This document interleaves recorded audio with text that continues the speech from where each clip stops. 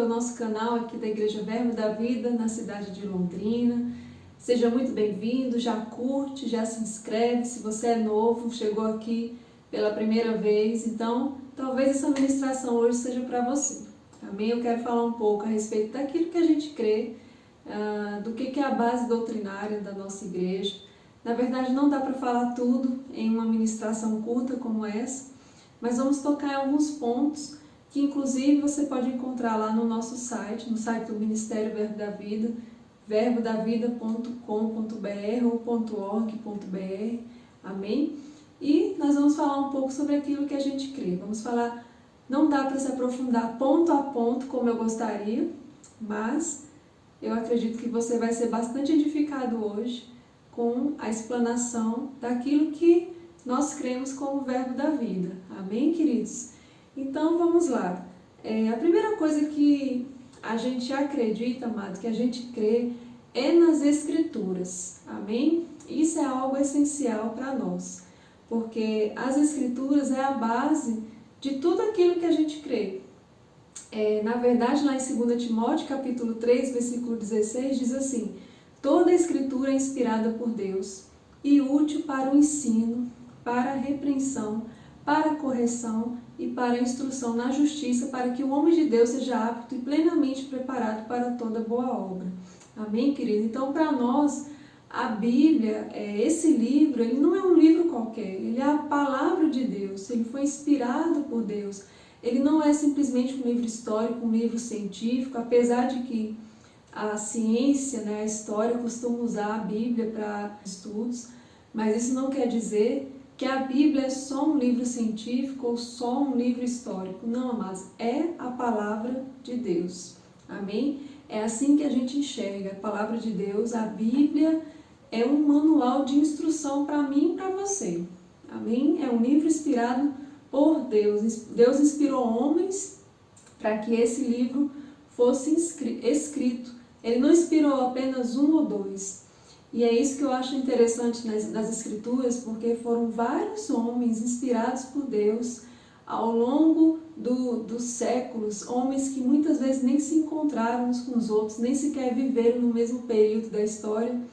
Mas, amados, é interessante como a Bíblia, ela fala as mesmas coisas. Ela tem começo, tem meio e tem fim. Então, a gente crê na veracidade das Escrituras, a gente crê sim que Deus inspirou homens para escrever esse livro. E eu costumo dizer, amado, muitas vezes as pessoas falam assim, mas vocês creem na Bíblia? Porque a Bíblia foi escrita por homens, né? Então não dá para acreditar. Eu fico pensando, se a Bíblia fosse escrita por um macaco, um jumento, uma galinha ou qualquer animal que fosse, seria mais complicado de acreditar, não é verdade?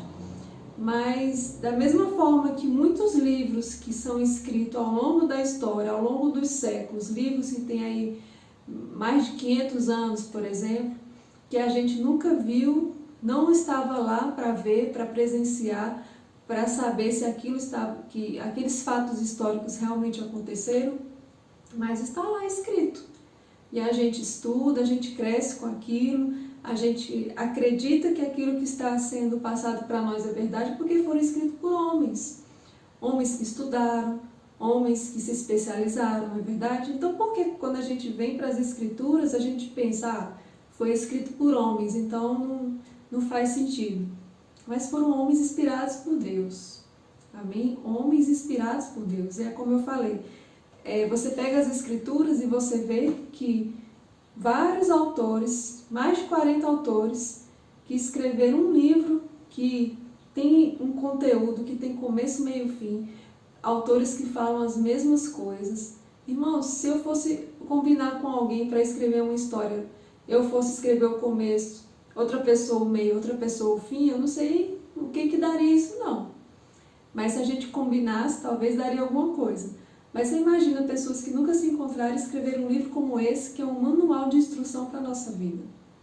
É por isso que a gente crê que é um livro que é essencial. Não é só por isso, mas por várias evidências e por várias outras coisas que a Bíblia mesmo fala, amados. Então, esse versículo de 2 Timóteo é apenas um deles, que fala que toda a Escritura é divinamente inspirada por Deus e útil para o ensino, para a repreensão, para a correção, para a instrução na justiça, para que o homem de Deus seja apto e plenamente preparado para toda boa obra. Irmãos, tem instrução para tudo, para finanças, para casamento, para a vida em família, para negócios. Amados, aqui está todo o manual da nossa vida. Amém? Então, a gente precisa considerar esse manual, de fato, como sendo Deus falando conosco pessoalmente, nos instruindo na nossa caminhada cristã. Amém? Então, a primeira coisa que a gente crê é nas Escrituras. A gente crê na veracidade das Escrituras, que é a palavra de Deus. A gente indica livros, a gente tem livros doutrinários, livros que regem de alguma forma a nossa doutrina como verbo da vida, mas nada disso substitui a palavra de Deus, amados. Essas coisas são apenas complementos para um entendimento melhor daquilo que a gente já crê nas Escrituras. Mas nada substitui a palavra de Deus na nossa vida, amém? A segunda coisa que a gente crê, e isso você pode, se você quiser ler lá no site também, como eu te falei, tem alguns versículos lá para embasar melhor. Eu vou falar aqui de uma forma mais corrida, mas eu quero tocar em todos os tópicos que estão lá no site. E o segundo ponto é que a gente crê na Trindade. Então, nós cremos na Trindade, nós cremos que Deus, Ele é um só. Nós não cremos em 3 deuses, um Deus, 2 deuses, 3 deuses. Não, só existe um Deus. Pai, Filho e Espírito Santo. Amém? Eu sei, amados, quando a gente pensa na Trindade, talvez na nossa mente limitada, na nossa mente finita, que não conhece as coisas de Deus, para nós é loucura pensar que dessa forma. A gente quer achar lógica em tudo, não é? Então, a Bíblia, amados, por mais que a gente lê as Escrituras, não tem como colocar em palavras tudo o que Deus é. De fato, a Bíblia diz que naquele dia, os justos, né, aquele que aceitou Jesus, recebeu Jesus, é salvo. Quando ele chegar nos céus, quando ele tiver um encontro com Deus, ele vai ver Deus como verdadeiramente Ele é. Então, tem coisas que não dá para descrever. É só a gente crer pela fé. Então, a Bíblia diz que Deus, Ele é um só, manifesto em 3 pessoas, Pai, Filho e Espírito Santo. Não são 3 deuses, é um Deus, amém? Manifesto em 3 pessoas. Isso não quer dizer que tem pessoas que creem da seguinte forma, que Deus é o Filho, que o Espírito Santo é Deus, o Pai, que eles, na verdade, é como se eles só mudassem de nome, mas eles são a mesma pessoa, digamos assim. Sabe que a forma como a gente crê da Trindade é que eles é um Deus só, mas manifestam em 3 pessoas distintas, mas eles coexistem. Não existe um maior, não existe um menor. Às vezes a gente fala assim, que é Deus Pai, Deus Filho, Deus Espírito Santo, como se a gente quisesse colocar um maior que o outro. Mas não é dessa forma que a gente enxerga. Não existe um maior nem um menor. Muitas vezes a gente coloca nessa ordem Pai, Filho e Espírito Santo, na forma como as Escrituras revelaram Deus.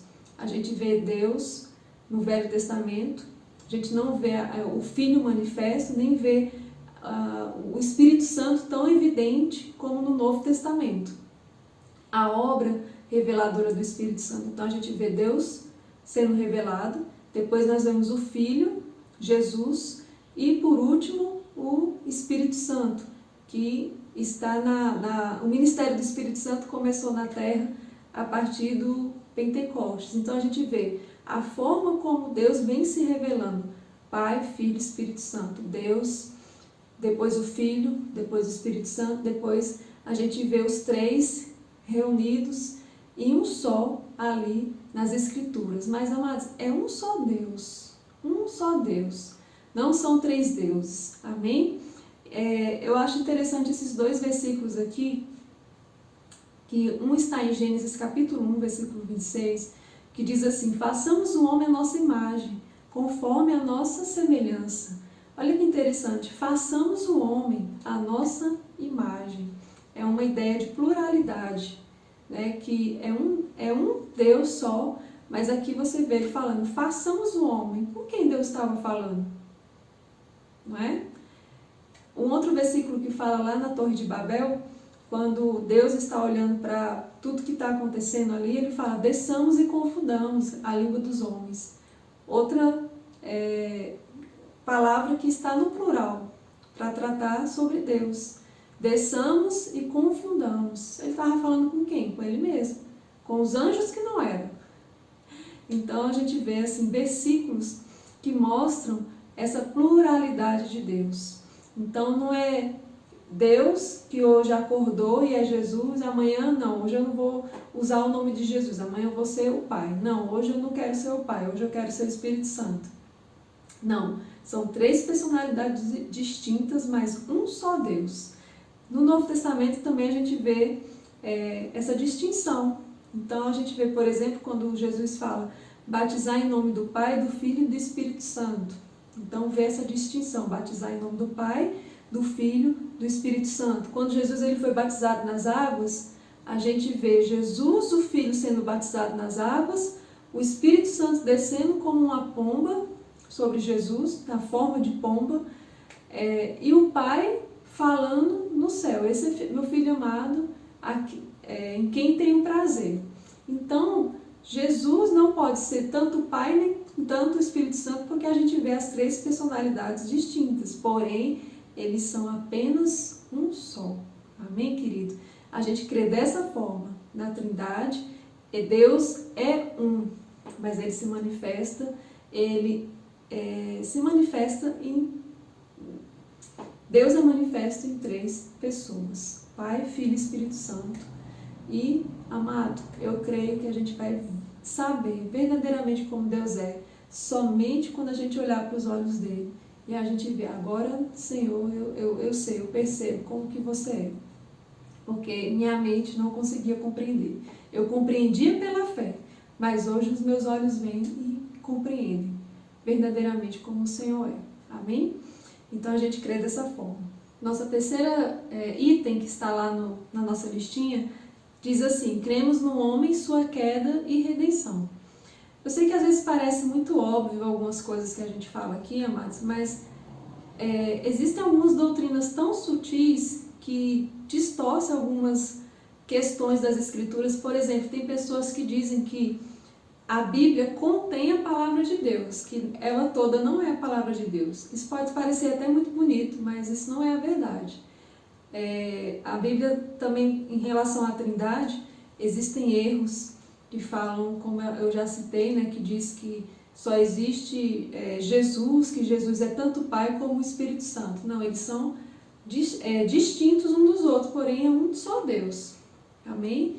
Então tem coisas que são muito sutis, que a gente precisa ter uma compreensão mesmo sobre essas coisas, entender de uma maneira plena, principalmente quando a gente está congregando em uma igreja, a gente precisa entender o que aquela igreja crê, porque quando você está num corpo, num grupo de pessoas, então o fato de você estar inserido naquele local, você já está dando a entender que você crê da mesma forma que eles. É por isso que é importante a gente entender onde a gente está inserido, o que a gente crê, para que você possa ter entendimento e você possa caminhar de uma forma em unidade, né, falando as mesmas coisas, como o pastor Bud, fundador do nosso ministério, sempre falava, mas ele sempre falava esse versículo, né, de 1 Coríntios, falando todas as mesmas coisas. Uma característica do Verbo da Vida é a questão do ensino. A gente preserva o ensino, a doutrina é muito forte, todos falando a mesma coisa. Essa questão da gente ter um entendimento daquilo que a gente crê e andar naquilo que a gente crê. Isso é muito forte no Verbo da Vida, é uma característica mesmo nossa. Então, se você nos visitar um dia, tiver o prazer de poder nos visitar, você vai perceber isso. É uma característica nossa. Se você vai numa igreja Verbo da Vida no Nordeste e vem em uma igreja Verbo da Vida aqui em Londrina, por exemplo, você vai perceber que falamos as mesmas coisas. Pode ser que a igreja seja diferente, pode ser que alguma coisa seja diferente, mas você vai ver que a visão que nós carregamos é parecida em todos os lugares, é a mesma em todos os lugares. Aquilo que a gente crê, a forma que a gente se comporta, que a gente fala, você vai ver que falamos, ou pelo menos tentamos falar todas as mesmas coisas, porque isso é um princípio que o pastor Band ensinou para nós e que está nas Escrituras e que a gente carrega como verbo da vida, amém? Então nós cremos no homem, na sua queda e redenção. Amados, o homem ele pecou. Nós cremos que Adão e Eva eles pecaram. E por causa desse pecado houve a queda. E por causa da queda do homem, o pecado e a morte entrou no mundo. O homem, por causa da queda, ele foi desligado da presença de Deus. Então ele tinha acesso à presença de Deus, mas por causa do pecado, da queda, ele foi desligado. Ele morreu espiritualmente naquele momento. A gente, quando lê lá em Gênesis, Deus falando, não coma do fruto, porque no dia que você comer, você vai morrer. Que morte era essa que Deus estava falando? Era a morte espiritual. Então, no momento que o homem comeu do fruto, ele morreu espiritualmente. E a consequência da morte espiritual é o quê? A morte física. O pecado trouxe a morte física para o mundo. Então, entrou o pecado, entrou a morte física. O salário do pecado é o quê? A morte. Então, a gente crê, amado, que o homem pecou e o homem em si mesmo não conseguia produzir a sua própria salvação, a sua própria redenção. É por isso que o homem ele foi redimido através do sacrifício de Jesus. Então, eu não sou salvo por obras, eu não sou salvo porque eu sou bonzinho, porque eu faço boas obras, porque eu me esforço para poder entrar no reino de Deus. Não, amados, eu sou salvo puramente por causa do sacrifício de Jesus. Ele é quem pagou o preço, o justo, o homem Jesus, que veio, Jesus veio como homem, se tornou homem, pagou os nossos pecados, levou os nossos pecados sobre ele, e ele nos justificou. Ele nos redimiu, ele pagou a nossa dívida. Aquilo que a gente não podia fazer por nós mesmos, ele fez. Então a gente crê que o homem caiu, que o homem pecou, mas nós cremos que nós fomos redimidos pelo sangue de Jesus. Amém? Romanos 3, versículo 20 diz assim: por isso nenhuma carne será justificada diante dele pelas obras da lei, porque pela lei veio o conhecimento do pecado. Mas agora se manifestou sem a lei a justiça de Deus, tendo testemunho da lei dos profetas. Isso é, a justiça de Deus pela fé em Jesus Cristo, para todos e sobre todos os que creem, porque não há diferença. Por quê? Porque todos pecaram e destituídos estão da glória de Deus, sendo justificados gratuitamente pela sua graça, pela redenção que há em Cristo Jesus. Não existia, amado, uma pessoa na face da terra que olhasse e dissesse, não, esse aqui é justo, esse aqui vai para o céu direto, ele não precisa de resgate. Ele conseguiu produzir por si mesmo salvação. Não, amados, a Bíblia diz, todos pecaram e estavam afastados, destituídos, desligados da glória de Deus, da presença de Deus. Ou seja, todos os homens precisavam de salvação, judeus e gregos. Amém? A igreja veio depois, depois que Jesus morreu. Mas tanto judeus como gregos, enfim, todo mundo precisava de salvação. A lei em si mesmo não produzia salvação, ela só apontava o erro. Ela só dizia, você está errando nisso e nisso. É o que o versículo acaba de dizer aqui. Porque pela lei veio um conhecimento do pecado. E só. Em si mesmo o homem não podia produzir o seu resgate. Mas por causa de Jesus, o versículo diz, sendo justificados gratuitamente pela sua graça, pela redenção que há em Cristo Jesus. Amém? E a gente sabe, amados, que a porta da nossa redenção é o novo nascimento. É quando a gente considera o que a palavra diz. A Bíblia diz que a semente é lançada, fé chega no nosso coração, nos constrange, não é assim? Você lembra no dia que você recebeu Jesus? Você ouviu uma palavra, você se constrangeu, o Espírito Santo constrangeu você ali, então fé para a salvação foi gerada. Você se arrependeu, você confessou Jesus e ali naquele momento você o quê? Nasceu de novo. Amém? Então naquele momento a vida de Deus passa a habitar dentro de nós.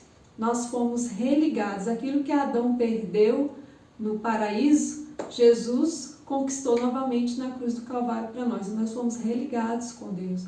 É aí que se dá o processo da nossa redenção. A gente foi redimido. Nesse momento a gente aceita Jesus e o maior milagre, o mais importante dos milagres, talvez é o maior mesmo, na verdade, né? Porque o maior milagre como esse não tem, do novo nascimento, em que o nosso espírito ele nasce de novo, nasce com uma nova vida em Deus. Amém, amados? Santo, puro, irrepreensíveis. É assim que a gente tem que ser. Amém, querido? Em João 3,3, para embasar isso que eu estou falando, diz assim: na verdade te digo que aquele que não nascer de novo não pode ver o reino de Deus. Amém? Então a porta da redenção, digamos assim, para que nós possamos receber aquilo que Jesus fez por nós, é o novo nascimento. É quando a gente recebe Jesus, quando a gente, por causa do arrependimento, a gente se arrepende, reconhece o nosso pecado, reconhece que precisamos de salvação, e aí a gente confessa Jesus e o nosso espírito é religado com Deus. Amém? Aquilo que Adão perdeu, Jesus conquista novamente, traz para nós através do seu sacrifício. Então a gente crê na salvação através unicamente de Jesus Cristo. Talvez isso seja um chavão, talvez a gente ache, não, mas isso aí eu já escuto tanto, né? Mas, irmãos, é importante a gente saber que a salvação é exclusivamente através de Jesus Cristo, do seu sacrifício. Não existe outra forma. Não existe nada que você possa fazer, irmão. É através da salvação, do sacrifício, aceitando o sacrifício de Jesus Cristo. E o homem, ele foi redimido da pobreza, da miséria e da doença, através do sacrifício de Jesus, amado. Isso é o que a gente crê. Amém? Nós cremos que essa vida plena que Cristo conquistou não foi somente o ser livre do inferno, mas ir para o céu, ser salvo. Na verdade é ser salvo. Essa palavra salvação, ela quer dizer não só ser salvo do fogo do inferno, mas é uma salvação completa, espírito, alma e corpo. Fala de sozo, né, que é a palavra que a gente fala que é salvação, mas essa palavra sozo é muito mais do que salvação. Ela fala de cura, preservação, libertação, restauração, livramento, resgate. Olha o tanto de coisa que Jesus fez para nós. Ele não só nos salvou do fogo do inferno, que já seria ótimo para a gente, amados. Já seria ótimo nos livrar do fogo do inferno. Eu costumo dizer que o pior de não ser salvo não é ir para o inferno, é você saber que vai passar a eternidade sem estar na presença de Deus. Eu acho que isso é a pior coisa que existe para um ser humano. O pior destino eterno para alguém é passar a eternidade longe da presença de Deus. Eu sei que o inferno é muito ruim, mas estar longe da presença de Deus, amados, é algo terrível. Então, graças a Deus que a salvação para nós ela é completa. Ela abrange todas as áreas da nossa vida, corpo, alma e espírito. Não só fomos livres do fogo do inferno, mas nos foi apresentada uma nova maneira de viver, uma nova vida em Cristo Jesus, uma nova forma de viver, uma vida pela fé em Cristo Jesus. Amém? Então nós, no nosso espírito, nós somos salvos. Todos os dias nós estamos sendo salvos, renovando a nossa mente, colocando o nosso corpo em sujeição àquilo que a palavra de Deus diz. Nós estamos sendo salvos dia após dia de situações, de coisas que Deus vai nos livrando, nos poupando, porque a gente se posicionou na salvação que já é nossa por dentro, porque já é um fato, é uma posição. Então, por causa dessa posição, o meu corpo ele tem que se render a essa nova vida em Deus. E a minha alma, ela precisa se conformar ela tem que ser renovada com a palavra de Deus. Dia após dia, isso é um processo. É um processo, nunca para. Só vai parar no dia que a gente chegar lá na eternidade.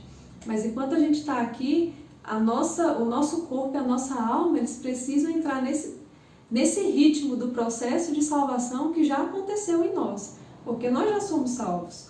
Mas o nosso corpo, a nossa carne continua sendo a mesma. Possuindo os mesmos desejos, os mesmos impulsos carnais. E é por isso que a gente agora, depois que o homem nasce de novo, ele pode dominar os desejos carnais, porque agora o pecado não tem mais domínio sobre ele. Olha que maravilha. Antigamente a nossa carne pintava e bordava porque a gente não tinha domínio. Mas agora o nosso homem nascido de novo, ele tem domínio sobre a nossa carne e ele pode controlar a nossa mente. Ele pode controlar a mente, as emoções, renovando a mente com a palavra de Deus. Amém? Então, amados, a gente crê que o homem, ele caiu, porém a redenção foi resolvida com o sacrifício de Jesus. Foi um pacote completo, amém? Você se alegra por causa disso? Eu fico muito feliz, amém? Um quarto ponto é que cremos na vida eterna e no novo nascimento. Então, falando só um pouco mais do que eu acabei de citar sobre o novo nascimento, não é? O novo nascimento é o maior milagre divino. De fato, é o maior milagre divino mesmo, irmãos. O primeiro passo para o homem ser salvo é nascer de novo. Então, a gente sabe que o homem, quando ele caiu, ele foi afastado, ele foi desligado da presença de Deus. Mas quando ele nasce de novo, ele é religado. Amado, é algo sobrenatural, só sendo um grande milagre divino mesmo, para que isso aconteça. Então, se arrepender e crer nessa obra redentora de Cristo, aceitando Jesus e tudo que Jesus fez, faz parte, amado, do processo do novo nascimento. Eu preciso me arrepender, eu preciso crer no sacrifício, naquilo que Jesus fez, eu preciso confessar com a minha boca o que Jesus fez e receber Ele no meu coração, crendo no meu coração. Esse, amado, pode parecer até simples, não é? Não existe uma fórmula, um processo em que eu vou ter que, passos que eu vou precisar cumprir. Você precisa fazer isso, fazer aquilo outro. Não, amado, é simples assim. Não foi simples para Jesus. Não foi fácil para Jesus. Mas para nós, irmãos, é muito fácil. É muito fácil, porque o mais difícil Ele já fez por nós. A dívida foi paga. Amém? Então, Ele fez o mais difícil por nós. Romanos 10, 9 diz assim: se você confessar com a sua boca que Jesus é o Senhor e crer em seu coração que Deus o ressuscitou dentre os mortos, serás salvo. Pois com o coração se crê para a justiça e com a boca se confessa para a salvação. Amém? Então, o processo, o novo nascimento, né, podemos dizer assim, ele acontece dessa forma. Eu creio, me arrependo e confesso. Eu ouvi a respeito de Jesus, eu me arrependi, porque eu acredito que eu preciso de salvação, porque sem Jesus eu não tenho salvação, eu estou perdido, eu reconheço isso, e eu me arrependo dos meus erros, dos meus pecados, e eu digo: Senhor Jesus, eu te recebo, eu quero sim viver essa nova vida, eu quero fazer parte da sua família, eu quero estar dentro do teu reino, inserido no teu reino. Você confessa o Senhor Jesus, e a partir daquele momento você nasce de novo, o seu espírito é religado, é recriado à imagem e semelhança de Deus. Amém? Então, mas nós não cremos em reencarnação, nós cremos no novo nascimento. A Bíblia diz que ao homem está ordenado morrer apenas uma vez e vindo depois disso o juízo. Existe um juízo que aguarda o homem depois que ele morre. Então nós não cremos em reencarnação, que o homem morre e volta e morre e volta. Não, a Bíblia diz que o homem vai morrer e alguns vão ressuscitar, uns para a vida eterna, outros para a vergonha eterna. E, amados, a gente não morre e recebe vários corpos. Morreu hoje, daqui a um tempo volta, recebe outro corpo, depois morre, volta, recebe outro corpo. Não, a Bíblia não fala isso. A Bíblia diz que quando a gente morre, a gente está aguardando o juízo. E naquele dia que a gente que houver a ressurreição, vamos receber o nosso corpo novamente. Esse corpo aqui, o mar vai ter que dar a Bíblia diz que a terra, o mar, vai ter que dar conta desses corpos, né? Então, você imagina se houvesse reencarnação, e aí eu reencarnei aí umas 30 vezes, quantos corpos eu vou ter aí? Então, a Bíblia não dá base, irmãos, para a reencarnação. A gente não crê em reencarnação, a gente crê em ressurreição, amém? João 3, versículo 3 diz assim: na verdade te digo que aquele que não nascer de novo não pode ver o reino de Deus. E olha só que interessante, o que Nicodemos fala. Como pode um homem nascer sendo velho? Pode, porventura, tornar a entrar no ventre da sua mãe e nascer? Olha que a indagação, se houvesse reencarnação, essa seria a hora de Jesus dizer: não, Nicodemos, acontece que é o seguinte, quando você morrer, você vai ser enterrado e depois você volta em outro corpo, aí você vai nascer de novo. Enfim, Jesus poderia ter explicado o processo da reencarnação ali, não poderia? Mas Jesus, ele fala: na verdade te digo que aquele que não nascer da água e do Espírito não pode entrar no reino de Deus. Você vê que não tem nada a ver com o corpo, mas ele fala da água e do Espírito. Não pode entrar no reino de Deus. Amém? A Bíblia também diz, um versículo muito conhecido de nós, João 3,16, porque Deus amou o mundo de tal maneira que deu o seu Filho unigênito, para que todo aquele que nele crê não pereça, mas tenha a vida eterna. Amado, depois que a pessoa morre, o destino dela é ou morte eterna ou vida eterna. Ela vai aguardar o juízo para que ela possa ter ali o seu destino, tanto para a vida eterna quanto para a morte eterna. Mas a escolha, ela é feita hoje, em vida. Não é quando eu morrer que Deus vai decidir se eu vou para o inferno ou se eu vou para o céu. Não. Nosso destino já está selado a partir do momento que a gente morre. É por isso que essa doutrina de reencarnação, amada, ela é muito... É uma doutrina que mostra que existem possibilidades, que você tem uma segunda chance, que você pode voltar, reencarnar, e se for uma pessoa boa, você, enfim... É uma doutrina muito diabólica, essa que é a verdade. Então a gente precisa ter cuidado, amado, com essas coisas. A Bíblia diz que nós vamos ressuscitar, amém? Então a gente crê dessa maneira. Nós cremos na vida eterna e no novo nascimento, amém? Próximo passo aqui, vamos lá. Cremos no batismo nas águas. Amém, querido? Nós, como verbo da vida, cremos no batismo nas águas por imersão. Amém? A gente sabe que o batismo nas águas, ele é um mandamento, não é? Mas quando eu me converti muito nova, eu era criança, e eu lembro que eu achava que o novo nascimento era o batismo nas águas. Eu achava que na hora que eu descesse as águas é que eu ia nascer de novo. Tanto que eu contava, eu colocava a minha data do novo nascimento como a data do batismo nas águas.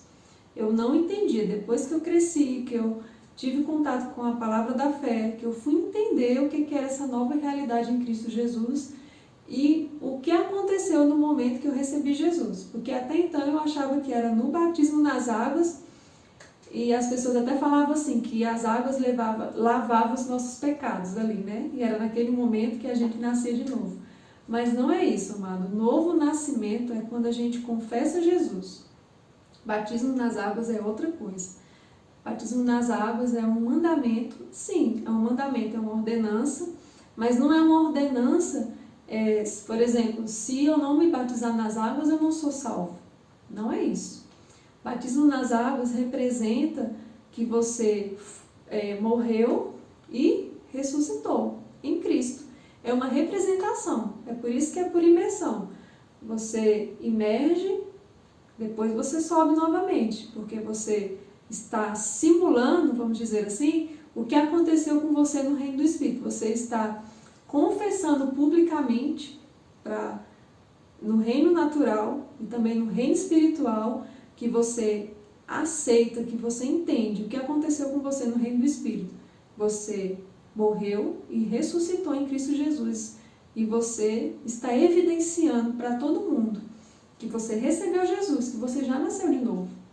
Então, o batismo nas águas não é o momento que você nasce de novo, você está apenas expressando para as pessoas uma ordenança que diz que você morreu e ressuscitou. Você está apenas reafirmando aquilo que já aconteceu com você no reino do Espírito no dia que você recebeu Jesus. Um símbolo, uma identificação. Nós fomos identificados com Cristo na sua morte, no seu sepultamento e na ressurreição. É por isso que tem esse levanta e esse sobe. Amém? Então, o batismo que a gente crê, o batismo nas águas, é o batismo por imersão. Amém? Um outro ponto também é que a gente crê no batismo no Espírito Santo com a evidência de falar em outras línguas. Amém, querido? Então, a gente sim crê no batismo do Espírito Santo para os nossos dias. Eu sei que existem muitas crenças em relação ao batismo do Espírito Santo, que o batismo do Espírito Santo foi apenas no dia de Pentecostes, ou apenas na época da igreja primitiva, que o batismo do Espírito Santo não é para nós hoje, que o batismo, as línguas que eram faladas naquele período não eram línguas estranhas, eram idiomas diferentes, que nada tem a ver com as línguas, enfim. As pessoas falam muitas coisas, amados, então a gente, como verbo da vida, a gente quer ficar o mais próximo da Escritura, mais próxima do entendimento bíblico. Então a gente crê que o batismo do Espírito Santo é um revestimento de poder para hoje, para os nossos dias. O ministério do Espírito Santo começou nos últimos dias, e os últimos dias, assim como Joel falou, que nos últimos dias seria derramado, né, o Espírito Santo seria derramado sobre toda a língua. Então, a gente vê o próprio Pedro, lá em Atos, quando ele fala a respeito do que está acontecendo ali naquele momento, ele fala aqui no discurso de Atos 2, as pessoas estavam ali zombando, questionando, falando que eles estavam bêbados. Enfim, aí Pedro se levanta, Atos 2, 17, diz assim: mas isso é o que foi dito pelo profeta Joel, que nos últimos dias, diz Deus, do meu espírito derramarei sobre toda a carne. Vossos filhos e vossas filhas profetizarão, os vossos jovens terão visão, os vossos velhos sonharão sonhos. E também do meu espírito derramarei sobre os meus servos e as minhas servas naqueles dias e profetizarão. Amados, eu acho esse versículo tremendo de Joel, porque mostra como Deus ama sem discriminação. Ele mostra, ele é bem específico, ele fala: olha, eu vou derramar do meu espírito. Eu sei que na velha aliança o Espírito Santo ele vinha sobre profetas, sobre reis, era de uma forma limitada, mas a gente vê Deus falando: eu vou derramar, o negócio vai vir derramando mesmo, o Espírito Santo vai vir com força, porque é nos últimos dias que o ministério dele vai ser mais evidenciado. Então vai ser sobre jovens, sobre mulheres. Então é interessante ver como Deus ele é muito específico nessa questão. Ele fala de filhas profetizando, ele fala de jovens tendo visões, ele fala de mulheres, de servos. Então era todo tipo de carne, não era pessoas especiais recebendo o Espírito Santo. Ele está falando de toda a carne, vai receber, apenas crê, eu vou derramar. E quando foi que começou o ministério do Espírito Santo? Nos últimos dias. E os últimos dias começou quando? Junto com a formação da igreja, digamos assim. Quando o ministério da igreja, a igreja foi formada, porque até então tinha judeus e gentios, mas quando a igreja entrou na história, quando Jesus fundou, né, essa nova esse novo povo chamado igreja. Então a gente vê ali em Atos 2 o ministério do Espírito Santo sendo evidenciado, sendo derramado nos últimos dias. Então quando foi que começou os últimos dias? Atos 2 até os dias de hoje. De Atos 2 para cá, amada, a gente está vivendo nos últimos dias. Então esse é o momento do Espírito Santo junto com a igreja. Esse é o tempo que a igreja tem para fazer aquilo que Jesus falou, ir por todo mundo. A gente tem um propósito pelo qual a gente está aqui, nessa terra. A gente tem um propósito de ainda estar aqui como igreja, junto com o Espírito Santo aqui nos auxiliando. Então, amados, é algo que não dá para pensar, não dá para entender como viver nessa terra sem a ajuda do Espírito Santo, negligenciando a presença do Espírito Santo, o poder disponível no batismo do Espírito Santo, sendo que é para esse tempo que ele foi derramado para nos auxiliar, para estar conosco todo o tempo, nos ajudando, dando instruções, falando o que a gente tem que fazer, como fazer. Então é para esse tempo, então não tem como a gente imaginar viver nesse tempo sem a ajuda do Espírito Santo, amado. Então um crente que não é batizado com o Espírito Santo, ele está correndo um grande risco, porque ele está vivendo uma vida, ele não está vivendo o 100% na plenitude daquilo que Deus gostaria que ele vivesse, porque o Espírito Santo ele foi dado aqui para nos ajudar. Então a gente está deixando de usar um recurso importante que foi feito para nós, igreja, nesse tempo que a gente está vivendo. Então, amados, o batismo do Espírito Santo, que é evidência inicial do batismo, qual é? É o falar em outras línguas. Então, a gente, como verbo da vida, a gente crê sim no batismo do Espírito Santo com a evidência de falar em outras línguas. Amém? Eu sei que muita coisa aqui, amados, são muitas doutrinas, são muitos princípios da palavra de Deus que não dá para tocar em tudo, mas a gente está, através dessa ministração, trazendo pontos para que você possa, a partir dessa ministração, você buscar entendimento a respeito do assunto. Tem muitas ministrações na internet sobre esses assuntos que você pode buscar, se aprofundar melhor, tirar suas dúvidas, querer saber mais sobre isso. E eu até aconselho mesmo você a fazer isso, é muito importante para que você saiba como responder às pessoas, principalmente se você é do verbo da vida, você precisa saber o que a gente crê, a forma que a gente crê, para que você saiba responder às pessoas. Ah, você crê como? No batismo por imersão ou por aspersão? Ah, não sei, vou perguntar para o pastor, depois eu te digo. Você tem que estar afiado para você saber responder aquilo que você crê. Amém? Um outro ponto aqui é que nós cremos na santificação. Amém, amado? Então, tem um versículo muito interessante sobre isso, lá em 1 Coríntios 1, versículo 1, diz assim: Paulo, chamado apóstolo de Jesus Cristo pela vontade de Deus, e o irmão Sóstenes, a igreja de Deus que está em Corinto, aos santificados em Cristo Jesus, chamados santos, com todos que em todo lugar invocam o nome de nosso Senhor Jesus Cristo, Senhor deles e nosso. Essa carta estava sendo escrita para quem? A igreja de Deus que estava em Corinto. E o que Paulo fala aqui? Estes, os santificados em Cristo Jesus, chamados santos. Amém? Então, amados, quando a gente recebe Jesus, nós fomos santificados em Cristo Jesus. Amém? O nosso espírito, amado, ele é santo, ele veio de Deus, ele é morada de Deus. Então, eu não estou fazendo obras para me tornar santa. Não. A partir do momento que eu recebi Jesus, eu já sou santo. O meu espírito ele é santo, ele veio de Deus. O meu espírito é morada do Todo-Poderoso. Ele tem uma origem santa, ele é a casa de Deus. Agora, durante a nossa caminhada com Deus, a gente sabe que a nossa carne e a nossa alma, elas têm que se submeter a essa realidade dentro de nós. Eu sou santo. Isso é uma posição, isso é uma realidade. Amém? Mas durante a nossa caminhada com Deus existe algo que se chama processo de santidade, que a gente precisa submeter o nosso corpo a isso.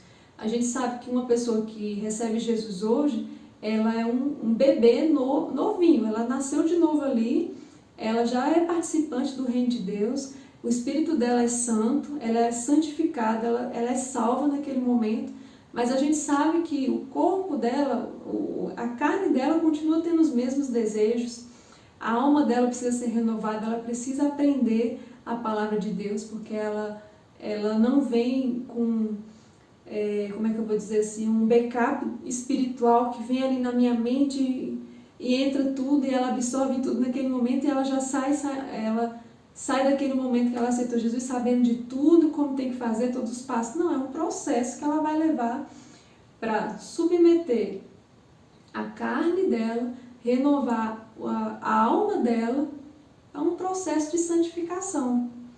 Então, esse processo é um processo progressivo, amém? Ao qual vou submeter a minha carne e a minha alma, renovando a minha mente com a palavra de Deus todos os dias. Isso faz parte do meu processo de santificação. Estou fazendo isso para ser salva? Não, eu faço isso porque eu já sou salva. Da mesma forma que eu faço boas obras, não para ser salva, mas as boas obras fazem parte daquilo que eu já sou por dentro. Eu sou salva. Porque eu sou salva, eu sou praticante de boas obras. A Bíblia diz que Deus já nos chamou de antemão para a prática de boas obras. Então, eu pratico boas obras não para ser salvo, mas porque eu já sou salvo. Eu estou no processo de santificação, me santificando dia após dia, adquirindo ali através da palavra uma nova conduta, um novo jeito de ser, uma nova realidade em Cristo Jesus, mudando hábitos, deixando hábitos do velho homem para trás, não é? É um processo, amado, de santificação. A gente tem que ter paciência com a gente mesmo. É um dia de cada vez. É um processo de santificação progressivo mesmo. Para a nossa carne e para a nossa alma. Por quê? Porque vai chegar um dia em que o nosso corpo vai ser glorificado.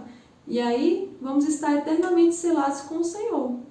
E lá no céu eu não vou precisar estar me santificando, porque o meu corpo lá é glorificado. O pecado não toca nele. Então, no céu não vai ter pecado, né? Na eternidade com Deus não vai existir pecado. Então, não vou precisar disso. Mas enquanto eu estiver aqui na terra, a minha carne ela não se converteu, ela não nasceu de novo. Então, meu espírito é que nasceu de novo, meu espírito é santo. Então, o meu espírito, ele deve subjugar os desejos da minha carne. Ele tem que colocar a minha alma em sujeição. Mas para isso, amado, eu preciso renovar a mente com a palavra de Deus todos os dias. Amém? Outro ponto que a gente vai falar aqui, a gente já está quase encerrando, fala sobre que cremos na cura divina. Mas nós, como Verbo da Vida, cremos na cura divina para hoje. Amém? Então, Isaías 53:4 diz assim: verdadeiramente Ele tomou sobre si as nossas enfermidades e as nossas dores levou sobre si. Nós o reputávamos por aflito, ferido de Deus e oprimido, mas ele foi ferido por causa das nossas transgressões e moído por causa das nossas iniquidades.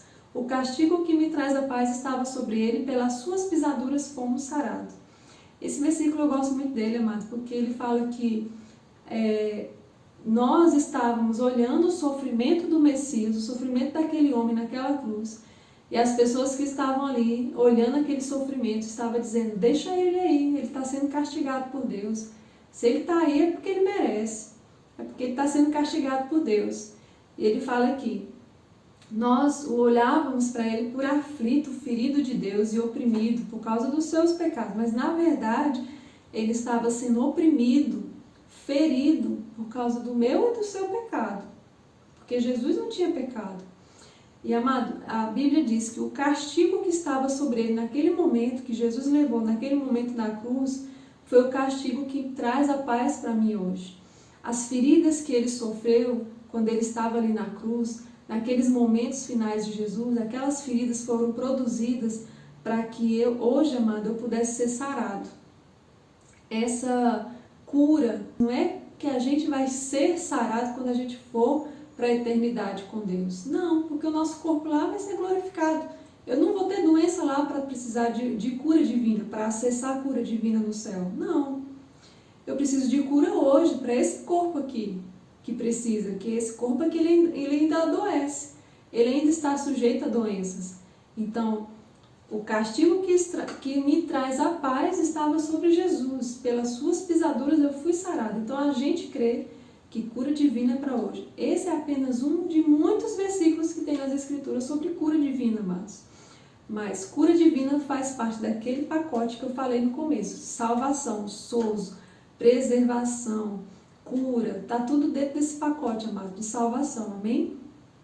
Nós cremos também na ressurreição dos justos e no juízo eterno, amém, amados? Então, 1 Tessalonicenses 4, versículo 16, fala assim: porque o mesmo Senhor descerá do céu com alarido e com voz de arcanjo e com a trombeta de Deus, e os que morreram em Cristo ressuscitarão primeiro. Depois nós, os que ficarmos vivos, seremos arrebatados juntamente com ele nas nuvens, a encontrar o Senhor nos ares, e assim estaremos sempre com o Senhor Jesus. Amém? Então a gente crê na ressurreição dos justos e no juízo eterno. É como eu falei lá no comecinho, a gente não crê em reencarnação. A gente crê que o homem vai morrer e ele vai aguardar o destino dele final, né, o juízo final, e para isso acontecer, amado, ele precisa ressuscitar. Então a Bíblia diz que uns vão ressuscitar para vergonha eterna e outros para vida eterna. Então na ressurreição, existe ressurreição sim. Então o homem ele não reencarna, ele morre, vai aguardar o momento do julgamento final, mas ele vai ressuscitar. Então, essa ressurreição vai ser quando? A Bíblia fala que tem dois momentos aqui. A Bíblia diz que tem um momento que vai acontecer o arrebatamento, aí no arrebatamento vai acontecer a ressurreição dos justos, e aí nós, ou seja, se eu estiver viva aqui na terra, aconteceu o arrebatamento, eu que estou viva, vou ser arrebatada juntamente com aqueles que estão sendo ressuscitados, justos. Os outros que morreram e rejeitaram a Cristo, eles não ressuscitam nesse momento. Eles vão ressuscitar num outro momento para o julgamento final, porque, como eu falei, a decisão, amado, tem que ser feita em vida. Você tem que decidir em vida. Não é depois que você morre, não tem purgatório, não tem reencarnação. É em vida que a gente decide para onde a gente vai. Se a gente vai viver eternamente com Cristo ou eternamente separado de Cristo. Amém? Então a gente crê na ressurreição. E a gente crê sim que existe um juízo eterno. Amém, amados? Existe um julgamento eterno. E só abrindo aqui um parênteses, a gente crê que a igreja não vai passar pela tribulação. A gente crê que a gente é pré-tribulacionista. A igreja não passa pela tribulação. Porque esse período de tribulação, mas é um período de ajuste de contas de Deus com todos aqueles que rejeitaram o Messias, que rejeitaram o Filho de Deus. A igreja não rejeitou o Filho de Deus. Então a igreja não vai passar por esse período de tribulação. A Bíblia fala que em 1 Tessalonicenses 5,9 diz assim: porque Deus não nos destinou para a ira, mas para a salvação, através do nosso Senhor Jesus Cristo. Esse dia de ira, amado, é o momento em que Deus vai estar derramando a sua ira sobre as pessoas, sobre as nações que rejeitaram o seu Filho Jesus.